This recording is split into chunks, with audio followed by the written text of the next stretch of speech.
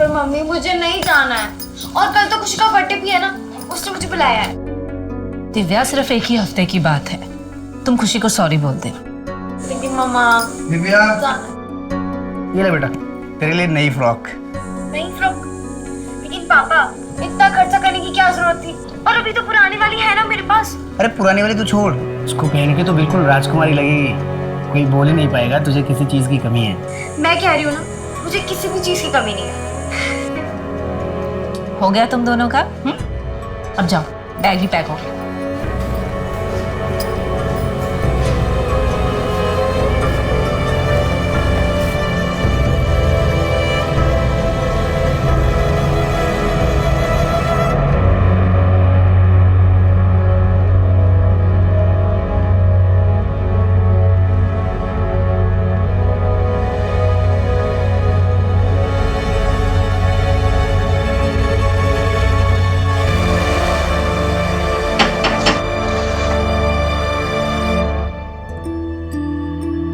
आओ बेटा।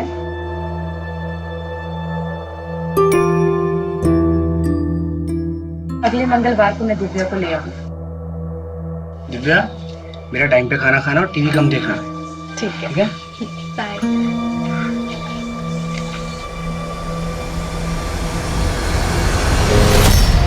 अम्मी, मैं एक दिन और रुक जाऊं प्लीज।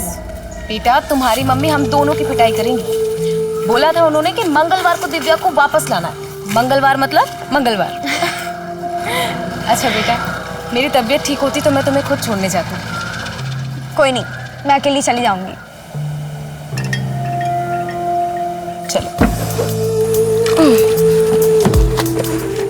भैया, स्टार्को जंक्शन, घर के ठीक बाहर छोड़िएगा। बाय।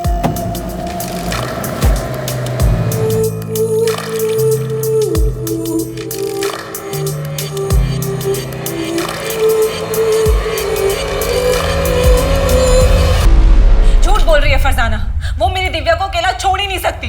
उसने मेरी दिव्या को कहीं छिपा के रखा है। शांत हो जाइए, पहले मुझे सब कुछ ठीक से बताइए क्या हुआ। साहब मैं बोलता हूँ आपको, हमारी बेटी है दिव्या, वो फरजाना के घर पे गई थी और आज वापस लौटने वाली थी, पर अभी तक पहुंची नहीं है साहब। क्या उम्र होगी उसकी? मेरी बेटी सिर्फ 13 साल की। ये फरजाना क्या लगती है आपकी? आप इतने सवाल क्यों पूछ रहे हैं? उस फरजाना को उठाइए और जेल में डाल दीजिए, तब बताएगी कि उसने मेरी बेटी दिव्या को कहाँ छिपा के रखा है। देखिए मैडम, हम ऐसे ही किसी को उठाकर जेल में नहीं डाल सकते, हमें अपने तरीके से काम करने दीजिए। आपकी बेटी दिव्या फरजाना के घर क्यों गई थी? सर, मेरी तबीयत ठीक नहीं थी, इसलिए मैं दिव्या को छोड़ने नहीं गई थी। ये प्रणय और सुनीता झूठ बोल रहे हैं, उन्होंने ही मेरी दिव्या को गायब किया। लेकिन क्यों? ये सवाल मुझे और मेरी टीम को हर वक्त परेशान कर रहा था। इस केस को सुलझाना उतना आसान नहीं था जितना दिख रहा था। इस केस ने हमारे सोचने समझने के तरीके को ही बदल दिया। इस केस की शुरुआत से ही हमारे जहन में एक सवाल था कि आखिर उस दिन हुआ क्या था, कौन सच की चादर ओढ़ के हमसे झूठ बोल रहा था। यह हमारे सबसे मुश्किल केसेस में से एक था। सच को साबित करना तो दूर की बात थी, सच को समझने के लिए भी हमारे पास एक भी सबूत नहीं था।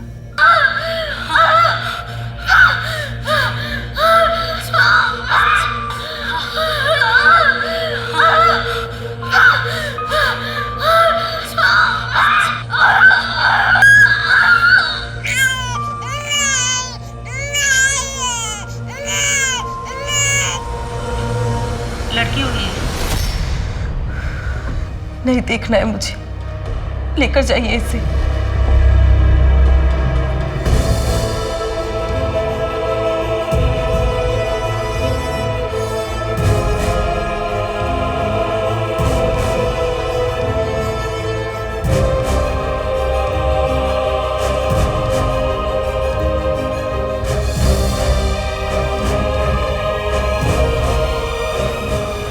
टाइम और माँ बाप का नाम?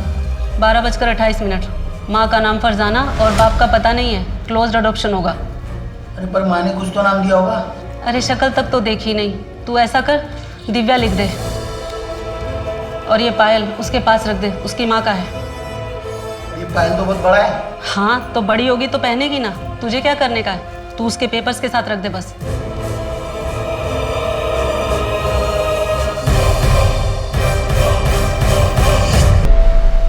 देखो बेटा, अच्छा बर्ताव करना, अगर उन लोगों को तुम पसंद आ गई तो तुम्हें एक अच्छा परिवार मिल जाएगा। पसंद आऊंगी तब ना। अरे क्यों नहीं पसंद आओगी, इतनी अच्छी तो हो तुम। अगर मैं अच्छी होती तो मेरे मम्मी पापा मुझे यहाँ क्यों भेजते? देखो दिव्या, ऐसी बात नहीं है, उनकी भी कोई मजबूरी होगी ना। हाँ, मजबूरी होगी।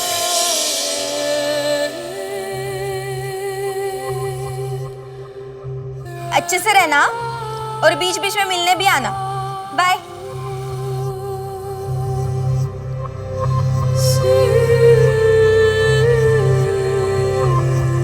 भैया कुछ खाने को दो ना।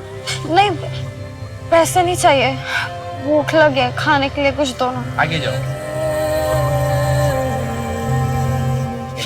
दीदी कुछ दो ना खाने के लिए। पैसा नहीं लेगी, खाना खाएगी तू? मैं खिलाता ना तुझे खाना। चल।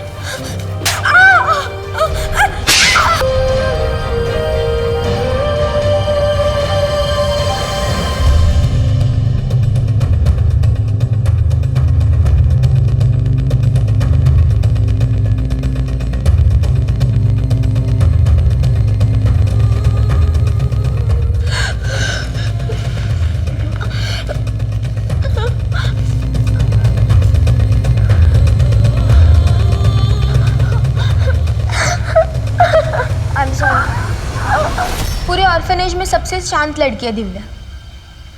एक एनजीओ के साथ मिलकर हम ही ने रेस्क्यू करवाया था।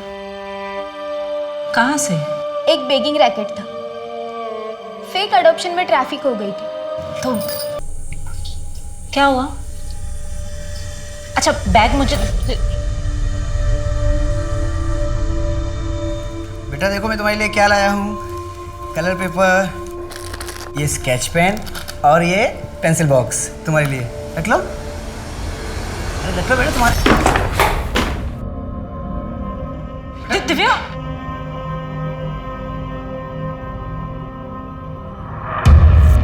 पण प्रणय, अडॉप्ट करण्याची काय गरज आहे? अरे शुभम है ना, इसको तो अपना ही बेटा समझ। पर भाऊ, शुभम तो है ही, एक बच्चा और रहेगा घर में तो सुनीता का भी मन लगा रहेगा। कुछ भी कर, पर एक बात का ध्यान रख, मैं मेरे बेटे का हक किसी और को मारने नहीं दूंगा। हाँ ठीक है, अगर वो तेरा खून होता तो मेरे को कोई फर्क नहीं पड़ता, पर अपनी खानदानी प्रॉपर्टी में मैं किसी और को हिस्सा लेने नहीं दूंगा। ऐसे लोग क्रिमिनल बनते हैं, और ये तो पता नहीं किसका गंदा खून है। ओ भाऊ, ऐसा बोलो नको। हाँ, मैं आपकी इज्जत करता हूँ इसलिए बताने आया था, परमिशन लेने नहीं आया था आपसे। चल सुनीता, निकतो भी। एक मिनट प्रणव, भाव क्रिमिनल गंदी परवरिश से बनता है, और मैं अपने बच्चे की परवरिश आपकी तरह बिल्कुल नहीं करूंगी। चलो प्रणव। मन तो बेटे का था, पर कोई नहीं, बेटी सही। अच्छा हो हमने बेटी अडॉप्ट की, अब राजीव भाव को कोई दिक्कत नहीं होगी। मैं तो उनकी बात पे इतना गौर मत किया, उनकी बात का कोई सरकार नहीं होता। इसलिए बताओ, दीदी तुम्हारे साथ कुछ फ्री हुई? अभी तो नहीं, थोड़ा वक्त तो लगेगा ना उसको।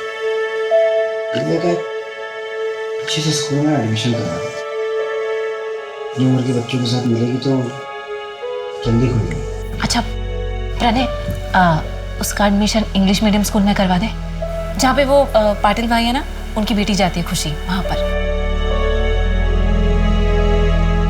हाँ ठीक है, करवा देंगे। काय सगळे सांग मला, काय सगळे? पिछले 8 महीने से कंपनी में एक भी डील नहीं हुई, फोकट की पगार ले रहा है तू। अब गाली मत दीजिए, मैं कोशिश तो कर रहा हूँ ना। कोशिश कर रहा है बरोबर, पर अपने लिए कोशिश कर रहा है तू। कंपनी के नाम पर जो डील आती है तू अपने नाम पे लेता है, तेरे नाम तो FIR करना चाहिए मुझे। हाँ वो मेरा अलग से काम है, मेरे अपने कॉन्टैक्ट्स हैं। मैंने तेरे को इधर बैठाया, नौकरी पे रखा, तेरे को ट्रेनिंग दी, अभी मेरे को गणित सिखा रहा है तू। बहुत। गप बस, अभी अपना सामान पैक करो, निकल इधर से।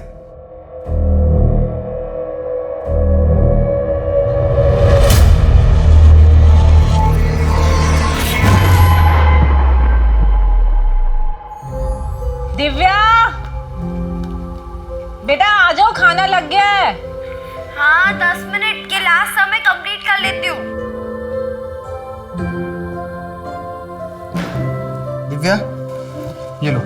तुम्हारे लिए नया बैग है और इसमें बैग, थैंक यू। आपको पता है स्कूल में क्या हुआ? रश्मि ने ना मेरा बेटा इसको अंदर ले जाके रखो, आराम से बैठ के बात करते हैं, है ना? ठीक है। अच्छा।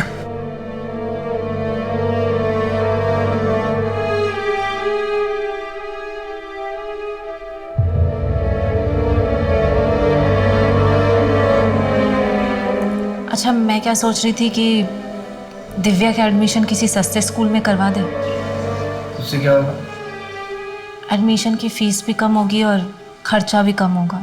ये बात तो दिव्या को अडॉप्ट करने से पहले सोचनी चाहिए थी सुनीता। मुझे क्या पता था कि बाद में हालात इतने ख़राब हो जाएंगे। कोई ज़रूरत नहीं स्कूल चेंज करने का। मैं कोशिश कर रहा हूँ, कुछ ना कुछ हो जाएगा। और मैं देखते जी। आप सुनीता मात्रे हैं? हाँ जी, बोलिए। दिव्या है क्या? आप कौन? मैं दिव्या की अम्मी।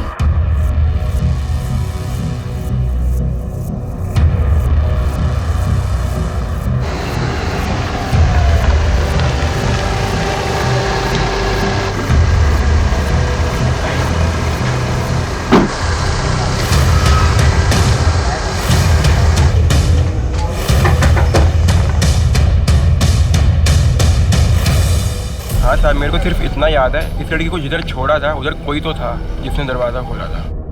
आदमी था या औरत? सर आदमी था या औरत ये तो पता नहीं, लेकिन मैडम ने जहाँ बोला मैंने छोड़ दिया था। अगर कैब वाले ने दिव्या को प्रणय और सुनीता के घर के बाहर ड्रॉप किया था तो फिर दिव्या घर क्यों नहीं पहुंची? कहीं ऐसा तो नहीं है कि दोनों झूठ बोल रहे हैं? सर कोई तो झूठ बोल रहा है। ये दिव्या आउट ऑफ वेडलॉक बच्ची है। 13 साल पहले फरजाना ने उसे अडॉप्शन के लिए दिया था। फिर ये अब क्यों आई है? फरजाना, मेरी बात को समझो तुम। मैं अभी तुमसे शादी नहीं कर सकता हूँ, अम्मी नहीं मानेगी। सफी, तुम एक बार अपनी अम्मी से मिलाओ तो मुझे, मैं उन्हें मना लूंगी। मैं उनकी इतनी सेवा करूंगी कि वो भूल जाएंगी कि मैं किस जाति की हूँ। फरजाना, अम्मी को समझाना इतना आसान नहीं है। देखो मुझे थोड़ा वक्त दो, मैं अभी अपने पैरों पे खड़ा भी नहीं हुआ हूँ। मैं अम्मी से बात क्या करूंगा, कैसे समझाऊंगा उन्हें? ठीक है, लेकिन जो भी करना है जल्दी करो, मेरे पास ज्यादा वक्त नहीं। मैं अभी चलती हूँ, अब्बू घर पे इंतजार कर रही हूँ। अच्छा सुनो तुम, इतनी मुश्किल से तो आई हो तुम फरजाना, 10 मिनट के लिए जाओ।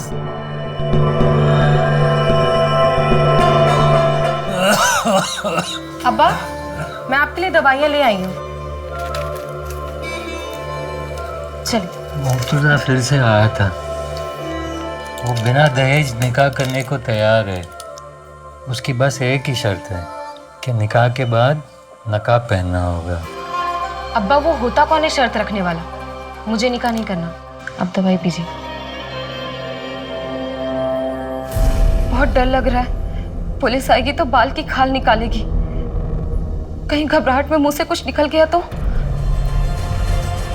क्या करूं? निकल जाऊं क्या? ठीक है।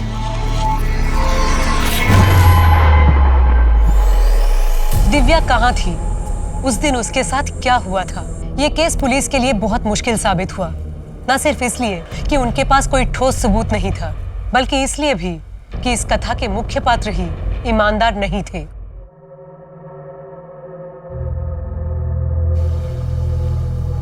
बुरा साया है तुझ पर और वो इतनी आसानी से तेरा पीछा नहीं छोड़ेगी। बुरा साया? तो पापा आप ही बताइए ना, क्या करना होगा मुझे? अरकान करना होगा।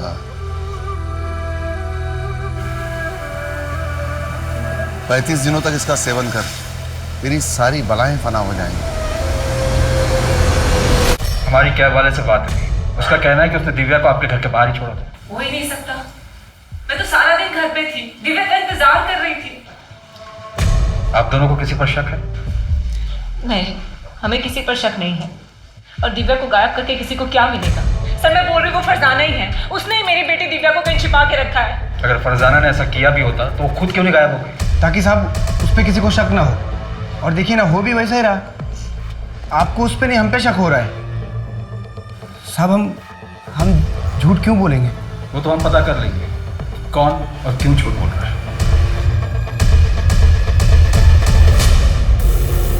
देख प्रणय, अगर दिव्या से तू मेरी शादी कराता है तो मैं तुझे 8 लाख रुपए दूंगा और तुझे वो वापस भी देने की जरूरत नहीं। भाऊ, क्या बात कर रहे हो?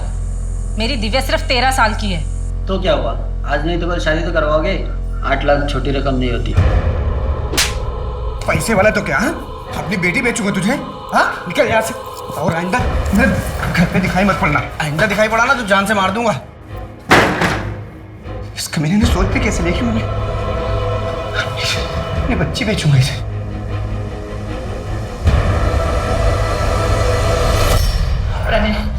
प्रणय, मुझे मेरी दिव्या चाहिए। हम ऐसा करते हैं, हम फरजाना के घर जाते हैं, उससे बैठकर बात करते हैं, जो भी प्रॉब्लम है ना उसको सुलझाते हैं, लेकिन मुझे मेरी दिव्या चाहिए। दिव्या चाहिए मुझे मेरी।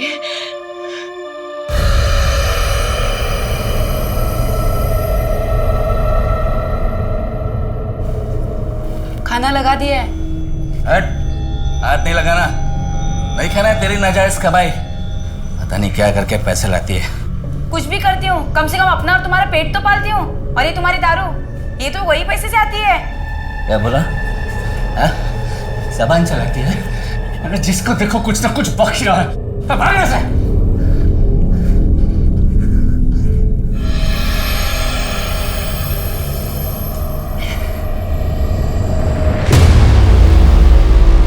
सुनीता, पड़ोसी बोले फरजाना कल रात में निकल के बैग लेके। क्या? तो अब क्या करेंगे? पर कैसे? उस पर नजर क्यों नहीं रखी गई थी? सॉरी सर, वो हमसे। नीलेश, ये बहुत बड़ा ब्लंडर है। फरजाना हमारी सस्पेक्ट थी और वो हमारे नाक के नीचे से गायब हो गई। ये हमारी लापरवाही का नतीजा है। सर, मैंने फरजाना के लिए लुकआउट नोटिस जारी कर दिया है। वो जल्दी हमारी गिरफ्त में। और एक बात है सर, ये प्रणय का बड़ा भाई राजीव है, वो इस एडॉप्शन से खुश नहीं था।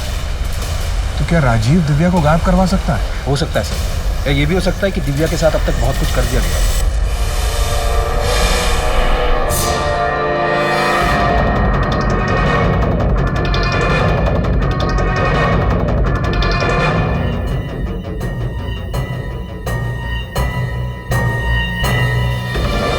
जी, मुझे अडॉप्शन से प्रॉब्लम था, लेकिन जब लड़की अडॉप्ट हुई तो फिर मुझे क्या प्रॉब्लम?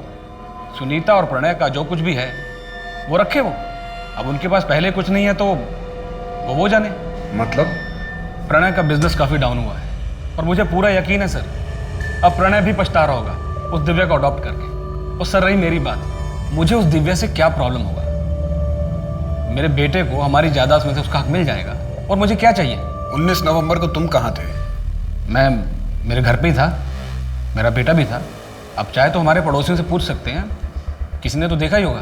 क्या तुम्हें लगता है कि प्रणय कुछ कर सकता है?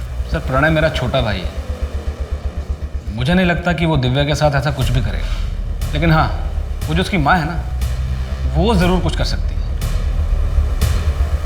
तुम्हें इस बात से कोई प्रॉब्लम नहीं थी कि दिव्या की माँ दूसरे धर्म की थी? नहीं सर, मुझे क्या लेना देना, अब ये तो सुनीता और प्रणय ही जाने।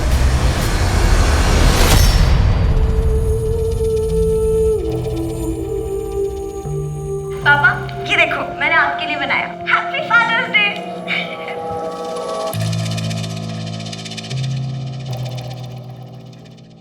कैलाश भाऊ, पैसों की जरूरत थी, थोड़ा कैश मिल सकता है क्या?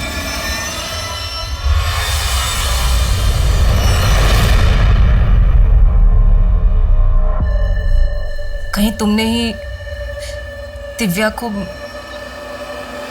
सुनीता, दिमाग खराब हो गया तुम्हारा? इतना गिरा हुआ इंसान नहीं हो कि पैसों के खातिर अपनी बच्ची को बेच दूं। मेरी मजबूरी मेरी बच्ची से बढ़ के नहीं है। और जितना प्यार तुम करती थी उतना मैं भी करता था दिव्या से। करता था मतलब? मेरी दिव्या भी जिंदा है।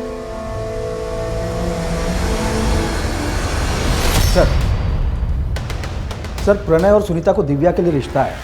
कैलाश वागले नाम का एक आदमी है, यहाँ गोवा में 3 रिजॉर्ट है उसके, और 8 लाख रुपए में बात भी तय हुई। पहले तो प्रणय ने उसे धक्का मार कर निकाल दिया, लेकिन अपने खबरी जग्गू ने पता किया ये प्रणय दोबारा कैलाश से मिला था, शायद डील कर ली। तो क्या ये चाइल्ड मैरिज का केस है? कहीं ऐसा तो नहीं कि प्रणय ने मौके का फायदा उठाया ताकि सबको ये लगे कि ये सब कुछ फरजाना ने किया है? और ये भी हो सकता है कि प्रणय और फरजाना दोनों मिले हों। ये फरजाना इंदौर से है ना? जी सर, उसका एड्रेस भी हमारे पास। मेरी लोकल पुलिस से बात भी हुई है। नहीं नीलेश, तुम खुद इंदौर जाओ और इस फरजाना की कुंडली निकालो। 1 महीना बीत गया है और हमारे पास दिव्या की कोई खबर नहीं।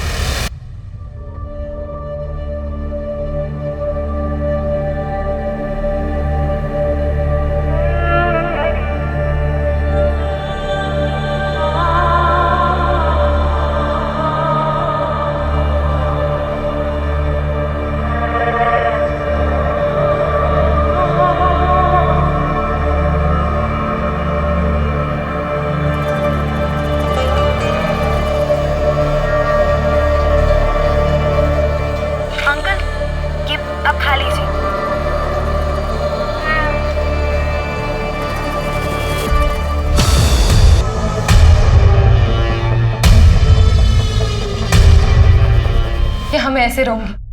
5 महीने हो चुके हैं और तुम अब तक अपने घर वालों को मना नहीं पाए। फरजाना, मैं कोशिश कर रहा हूं ना। झूठ बोल रहे हो तुम सभी। सच सच बताओ, तुम मुझसे निकाह करोगे भी या नहीं? करूंगा फरजाना, पर सही वक्त आने पर। और वो सही वक्त कब आएगा? मैं 5 महीने की प्रेग्नेंट हूं। तुम्हारे घर वालों को मेरे बारे में भनक भी है और अब तो मैं अबॉर्शन भी नहीं करवा सकती।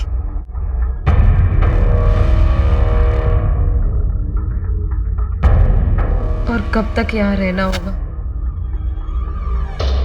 फरजाना, जब तक पुलिस मामला रफा दफा नहीं कर देती है तब तक।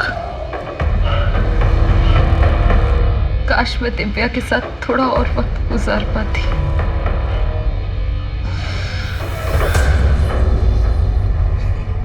सर, फरजाना ने यहाँ गोवा के मृणाल नर्सिंग होम में दिव्या को जन्म दिया, लेकिन दिव्या का कहीं पता नहीं चला। 1 साल बाद पुलिस भी दूसरे केसेस में उलझ गई और दिव्या मिसिंग केस फाइलों के नीचे दब गया। तुम अभी तक तैयार नहीं हुए? ये भवानी, नाश्ता करो। तुम्हारा रोज का नाटक है, ट्यूशन के लिए भी लेट हो जाते हो। अरे कोई बात नहीं, मैं ड्रॉप कर दूंगा। हाँ, तुम्हारे इसी लाड प्यार ने ना इसको बिगाड़ के रख दिया। दूध भी पियो। मेरा राजकुमार है ये। तू खा बेटा, आराम से खा। डैडी तुझे ड्रॉप करेंगे यार। दूध भी पियो। आज की सबसे बड़ी खबर, सुप्रीम कोर्ट का फैसला। अब बेटियां भी होंगी अपने पिता की संपत्ति में बराबर की हकदार। इंडिया के हिस्ट्री में एक लैंडमार्क जजमेंट। अब बेटियां भी होंगी अपने पिता की संपत्ति में बराबर की हकदार। मैं मेरे बेटे का हक किसी और को मारने नहीं दूंगा। हाँ ठीक है, अगर वो तेरा खून होता तो मेरे को कोई फर्क नहीं पड़ता। अच्छा, वो हमने बेटी अडॉप्ट की, अब राजीव भाव को कोई दिक्कत नहीं होगी।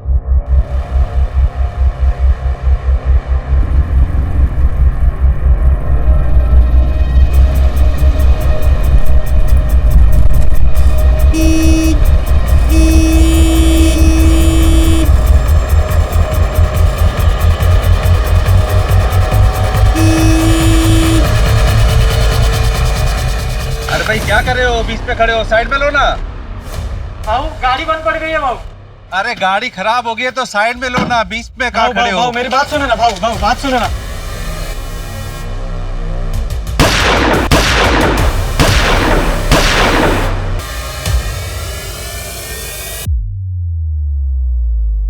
सुरेश कांबले नाम था सर। इंपोर्ट एक्सपोर्ट का बिजनेस है, बड़ा आदमी और पॉलिटिकल कनेक्शन भी बहुत स्ट्रांग थे। तभी ऊपर से प्रेशर आ रहा है। गाड़ी में नेम प्लेट भी नहीं है। कमल, ये स्टिकर देख रहे हो? कॉमन नहीं है। मैंने इसे स्टिकर और बाइक की फोटो सर्कुलेट करवा दी। पता करो कि कहाँ प्रिंट हुआ था और किसने करवाया था। विक्टिम के बारे में और कोई डिटेल? सर, सुरेश कांबले का ज़्यादातर बिजनेस कैश में होता था। बैंक में पैसा जमा करने जा रहा था। इतना बड़ा आदमी खुद कैश जमा करवाने जा रहा था? पैसों को लेकर वो किसी पर भरोसा नहीं करता था। फैमिली में और कौन कौन है? वाइफ पुष्पा कांबले और बेटा धीरज। वाइफ तो यही गोवा में और बेटा अमेरिका में पढ़ाई कर रहा है। बड़ा आदमी था तो दुश्मनी कई लोगों से रही होगी। कमल, कहीं ऐसा तो नहीं कि ये रॉबरी हमें गुमराह करने के लिए हो, जबकि असली मोटिव सुरेश को रास्ते से हटाना ही हो? सर, वो एंगल भी हम खंगाल रहे हैं, लेकिन मॉडस ऑपरेंडी जगत सिंह जैसी है। जगत कौन? मुंबई वाला?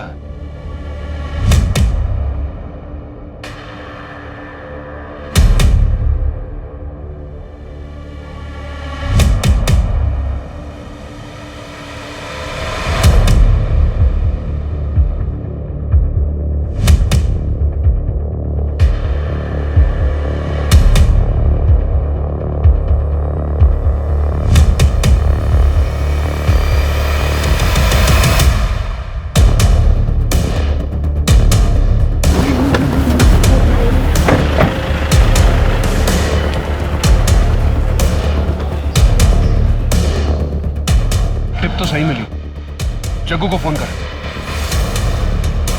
हाँ जग्गू, स्कूटर तो मिल गई है, वो दोनों कहाँ पर है? आप रेस्टोरेंट में आ जाओ, यहाँ दोनों चिल मार रहे हैं।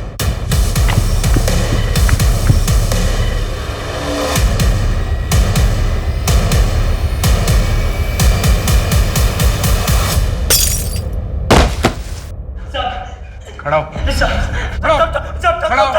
अपना मुंह खोल और बता किसके कहने पे मारा सुरेश कामले को, बोल। नहीं जानता मैं किसी सुरेश कामले को सब। नहीं जानता? अच्छा, अब तुम दोनों को कोई नहीं जानेगा। कमल, इन दोनों की ऐसी हालत करो कि इन दोनों को कोई पहचान न सके। मैं बताता है साहब, मैं बोले मुझे मत मारो साहब, मैं बोलता है साहब। गोवा के बंदे नहीं दी थी सुपारी। कौन? कहाँ मिलेगा? वहीं पे जहाँ से हमें उठाया था सर।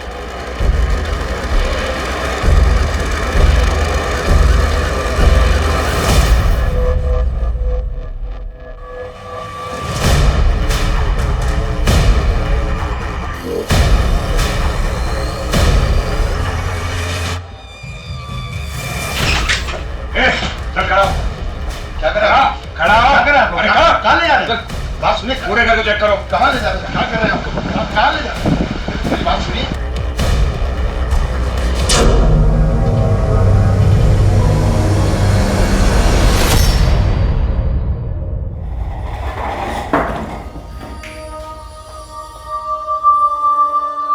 क्यों सुपारी दी थी सुरेश कामले की? वो तो तुम्हारा शागिर्द था। कर्म अच्छे कर, ऊपर वाले का यही फरमान है तेरे लिए। अगर अगले 2 सेकंड में अपना मुंह नहीं खोला ना, तो उसी ऊपर वाले के पास भेज दूंगा। तेरा ये गुस्सा ही तेरा सबसे बड़ा दुश्मन है, और यही एक दिन तुझे जानने मिलेगा।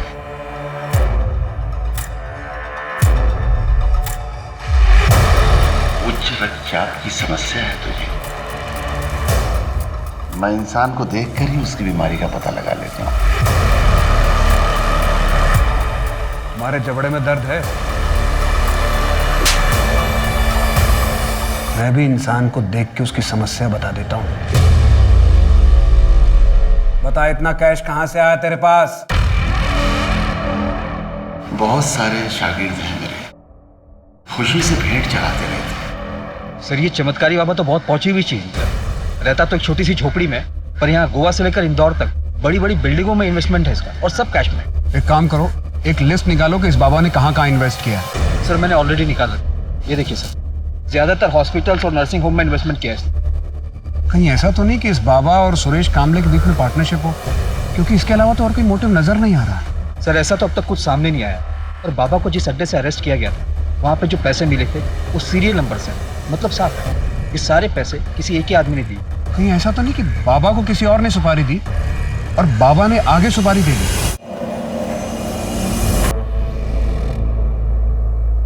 इसे जानते हो?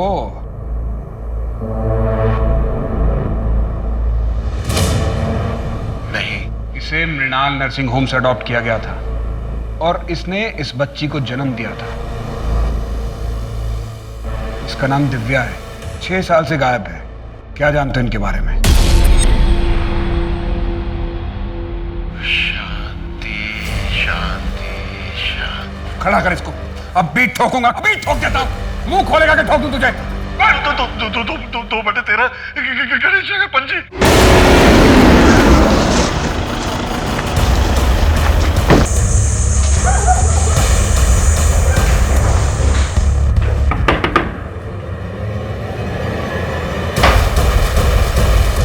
खत्म हुआ चूहे बिल्ली का खेल।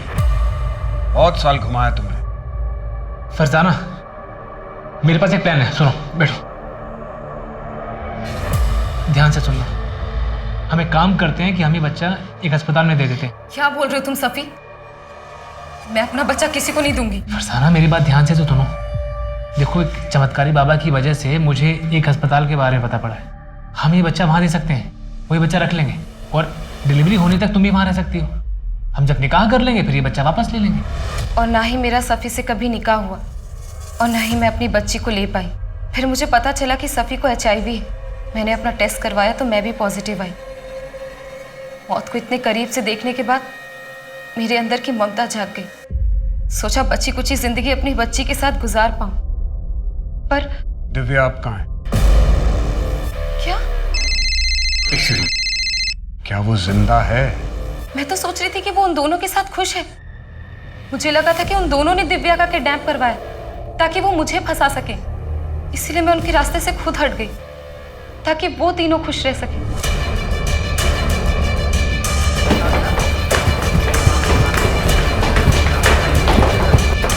पूरे नर्सिंग होम को सर्च करो। अगर और फोर्स की जरूरत है तो और फोर्स मंगा लो। मुझे इस नर्सिंग होम का पूरा कच्चा चिट्ठा चाहिए। यहाँ कौन काम करता था, करता है, यहाँ पर किस किस की ईंट लगी है, सब। जी सर, लेकिन सर हम किस बेस पर इन्वेस्टिगेशन कर रहे हैं? इस नर्सिंग होम में कुछ तो है नीलेश। ये सिर्फ एक कोइंसिडेंस नहीं हो सकता। सर ये देखिए सारी फाइल में क्या क्या है।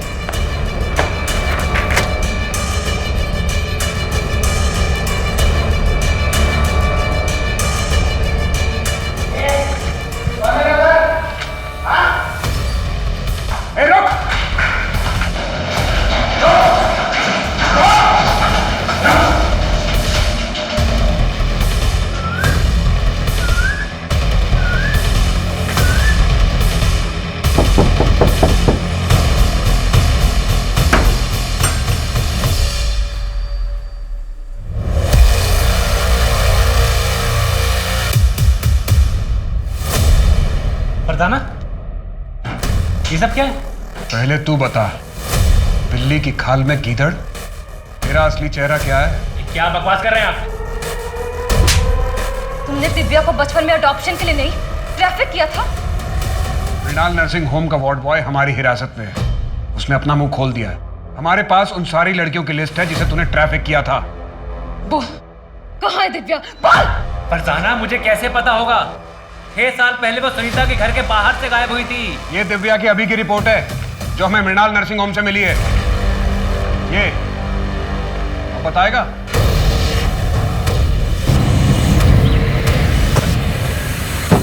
कौन हो आप?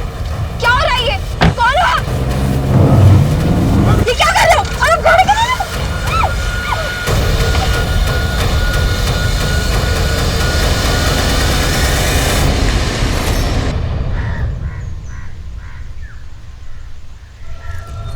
मैडम एकदम कौला माल है, लॉटरी लग जाएगी आप लोगों की। महीने का 10,000। आप एक बार लड़के को देख तो लीजिए पहले। रोज देखते हैं, 10,000 रुपए के ऊपर 1 रुपया नहीं मिलेगा। ठीक है, लेकिन अगर बच्चा हुआ तो उसके पैसे मैं अलग लूंगा। ठीक है, मैं पैसे लेकर आती।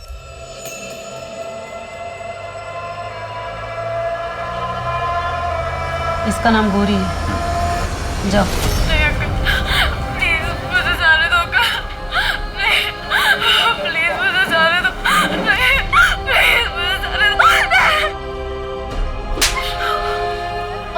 बच्चा नहीं पैदा कर पाए, कब तक मुफ्त खाएगी? कुछ करो ना इसका। दिव्या मुझे कभी नहीं चाहिए थी, वो अनचाही बच्ची थी। मैं बस फरजाना के साथ रहना चाहता था, लेकिन फरजाना को दिव्या चाहिए थी। इसलिए मैंने एक ऐसा रास्ता निकाला जिससे मेरे पास पैसे भी आ गए और दिव्या से छुटकारा भी मिल गया। तो जैसा खुदगर्ज इंसान मैंने आज तक नहीं देखा, जिसने अपने फायदे के लिए अपनी बेटी को एक नहीं 2 बार दलदल में धकेला। उसे एक अच्छा घर मिल गया था ना, लेकिन तूने उससे वो भी छीन लिया। तुझ जैसे लोगों को तो बाप कहलाने का हक ही नहीं है। सर, दिव्या मेरा खून जरूर थी, लेकिन मैं उसका बाप नहीं था। फरजाना, बोल, कहाँ है मेरी दिव्या? वरना चीर दूंगी तुझे। चाकू नीचे करो। मैं इसे नहीं छोड़ूंगी। बोल, दिव्या कहाँ है? बोल। फरजाना सिर्फ यही है जो हमें दिव्या तक पहुंचा सकता है। अगर इसे कुछ हो गया तो शायद हम दिव्या तक कभी ना पहुंच सके। चाकू दे दो, छोड़ो इसको। सर, मैं आपको लेके चलता हूँ जहाँ पर बच्ची को रखते हैं, लेके चलता हूँ। सर, यहीं पर है। कहाँ पे? दिव्या, दिव्या,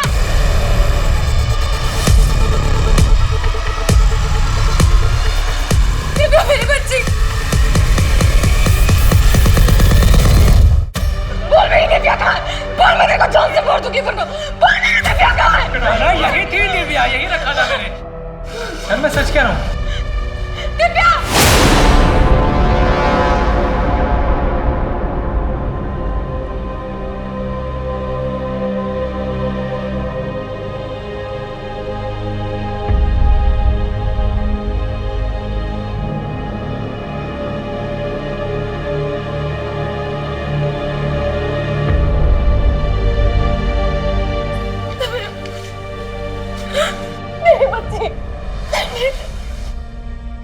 मुझे तुम लोगों से अब कोई लेना देना नहीं है। लेकिन बेटा, मैंने कुछ नहीं किया है, मैं कुछ भी नहीं जानती थी। पैदा होते ही मुझे फेंक दिया, और जब मेरी जिंदगी में एक उम्मीद की किरण आई तो तुम अंधेरा बनकर आ गए। अगर तुम मेरी जिंदगी में ना आती तो मेरे साथ ये सब कुछ नहीं होता। बेटा, मैं इसमें शामिल नहीं थी।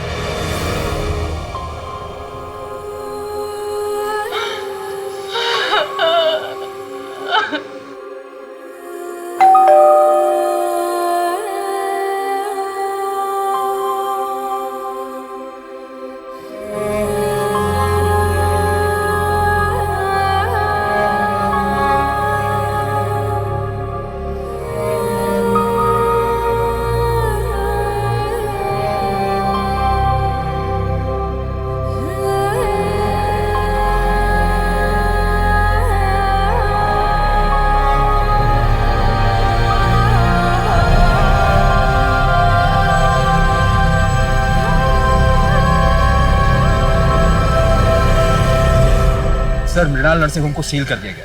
पिछले 25 साल से गोरख धंधा वहाँ चल रहा था। कुछ औरतें अपनी मर्जी से आती थी, फरजाना जैसे, उन्हें स्मूथ कॉलम में रखा जाता था, और कुछ खरीदी जाती थी दिव्या के जैसे, उन्हें डिफिकल्ट कॉलम में रखा जाता था। फिर उन्हें प्रेग्नेंट करके उनके बच्चों को बेच दिया जाता। बाबा ने अपना मुंह खोला कि सुरेश कामले की सुपारी किसने दी थी। आपने जब से उसका सत्य से परिचय करवाया और ऊपर जाने का मार्ग खोला, तब से वो तोते की तरह बोल रहा है।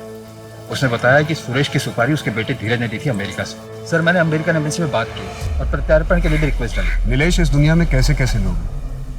एक बेटी बिना माँ बाप के इस दुनिया में कितना कुछ झेलती है, और एक बेटा जिसे उसके बाप ने दुनिया के सारे सुख चैन दिए, वो अपने बाप की हत्या करवा देता है। सर, आप दिव्या को कभी भूले ही नहीं थे ना? कभी नहीं। कुछ केसेस एक दरार छोड़ जाते हैं, ये भी उनमें से ही एक था। वैसे दिव्या की काउंसलिंग शुरू हो गई है। होपफुली उसे वैसी जिंदगी मिलेगी जैसी वो डिजर्व करती है। शफीक खुदगर्जी में इतना अंधा हो गया था कि उसने अपनी ही बेटी का सौदा 2 बार कर दिया, क्योंकि उसके लिए वो अनचाही थी। लेकिन इस सब में दिव्या की क्या गलती थी? इस केस को सुलझाने के बाद पुलिस ने 128 औरतों और बच्चों को उस ट्रैफिकिंग रैकेट से बचाया जो अलग अलग शहरों में चलाया जा रहा था। इस केस में 6 साल होने के बावजूद पुलिस दिव्या को नहीं भूली थी, और अंत में पुलिस ने दिव्या को इस दलदल से निकाल दिया जहां उसके अपनों ने उसे धकेला था। आज दिव्या सुनीता, प्रणय और अपने छोटे भाई के साथ रह रही है। हम आशा करते हैं कि दिव्या जल्द इस सदमे से उभरे और एक खुशहाल जिंदगी जिए। अब मैं सोनाली कुलकर्णी आपसे विदा लेती हूँ। फिर मिलेंगे एक ऐसे ही चौंका देने वाले केस के साथ क्राइम पेट्रोल सतर्क, जस्टिस रीलोडेड में। तब तक अपना और अपने परिवार का ख्याल रखिए।